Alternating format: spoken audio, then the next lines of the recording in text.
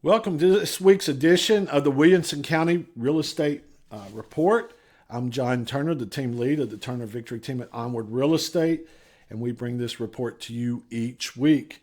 What we started in the past couple of weeks, because we have a lot of charts, and this usually takes us a few minutes to get through it. Some of you love those things, some of you don't.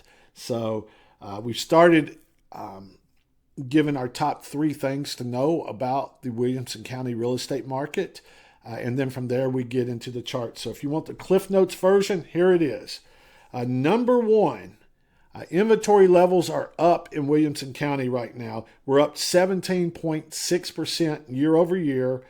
So last year at this time, we had 1,248 homes on the market, and now we have 1,468 homes. So inventory levels are up. That's number 1.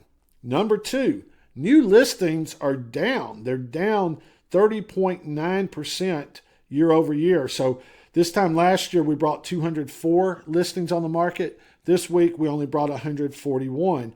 So this continues a trend that we've been seeing where new listings are lagging right now, which you would think would lead to less inventory levels, but that's not the case right now. It may lead to that, but not right now. So the number 3 thing that you need to know about the Williamson County real estate market right now is that our pendings have rebounded. They were down a little bit. This week, we pended 131 homes versus 95 for the same week last year. That is a 38% increase year over year. So pendings did rebound. Let's get into some of those charts. Those are the 3 things that you need to know about the Williamson County real estate market. So if you just want the tidbits, you're free to go. But if you want the charts to really see what's happening, let's get into those right now. Let me switch my screens here.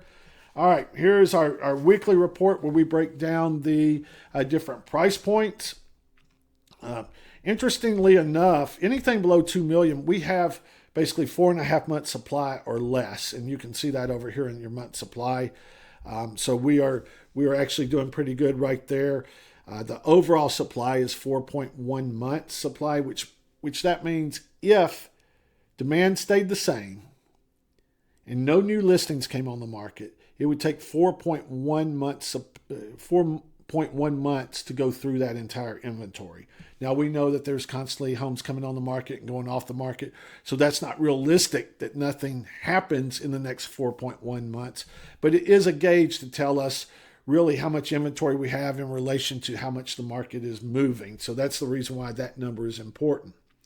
As we talked about, we have 1,468 homes on the market right now. Just under 30% of those are new construction. We have 141 new listings, not new construction listings, new listings that hit the market. 37% of those are new construction. 131 homes went under contract, with a fourth of those being new construction. 98 were closed this week, and 62 failed. They didn't get sold, so they came off the market. Either it expired or they just pulled it off for whatever reason. But obviously, they wouldn't have pulled it off if they were selling. So, all right, let's look at our charts real quick. Our active inventory, you can see this quick build up here over the past 3 weeks especially. We've gone from 1,317 units up to 1,468. Huge increase, but pretty much what we saw this time last year. As a matter of fact, if the trends continue, I would expect next week to be a little bit higher and, quite frankly, push up to about the 1,500 level. Now, I don't know whether it will continue or not. I'm just looking at trends, but that's what we're seeing right there. Our month supply, this time last year we had a little under 3.5 months supply. Right now we have a little bit above 4 months supply. So you can see how that's been building. Remember, I think I remind you every week, but the orange line is the 2025 numbers. New listings, orange line again. Remember how we talked about new listings, except for the first couple of weeks? We've been lagging behind last year big time. As a matter of fact, not just last year, but 2024 as well. So we are not bringing on as many new listings to the market as what we have done over the past few years, which is a little bit surprising then how this is building up.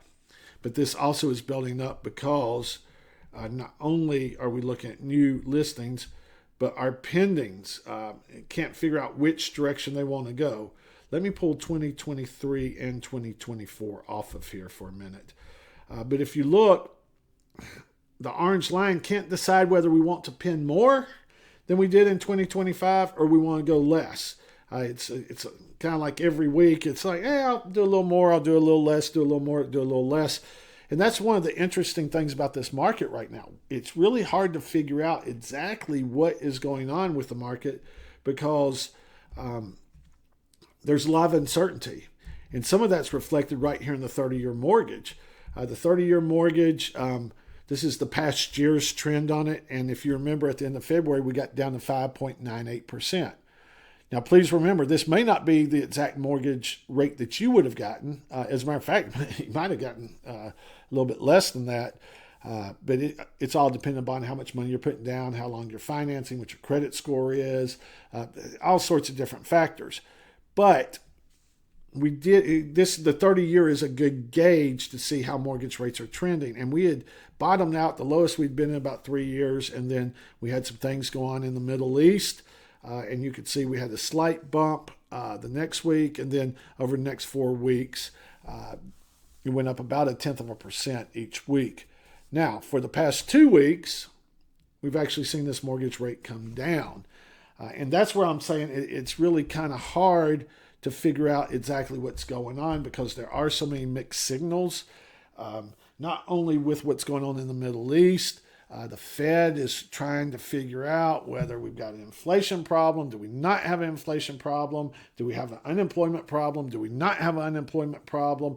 And the data is incomplete. So with the data being incomplete, it affects us here in Williamson County. And it affects us as far as what people are willing to do. Are they going to buy a house? Are they not going to buy a house? Do we need to sell? Are we not going to sell? What mortgage rate will I get? Markets don't like uncertainty, but it's whenever we look at the data, I'm not seeing a clear trend line. I am seeing that new listings are down and they have been down. So that is a clear signal that we're seeing. A lot of that has to do with that locked-in effect that we've talked about. People with a 3% mortgage rate do not want to jump up to a 6.3% mortgage rate. A lot of them, though, will jump up to a 5.95.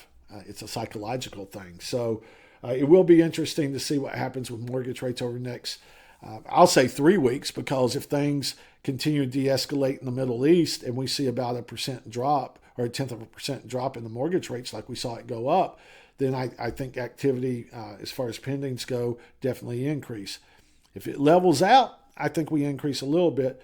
But if things escalate more, which is I'm recording this, they may or they may not, it's uncertain right now, then I think if they go up, I think our pendings continue to trend down. So not here necessarily to predict. I am here to just give information, and hopefully some of that information helps you out.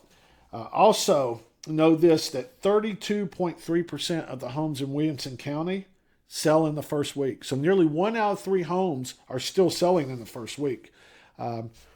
But almost 26% of the homes are taking over 90 days to sell.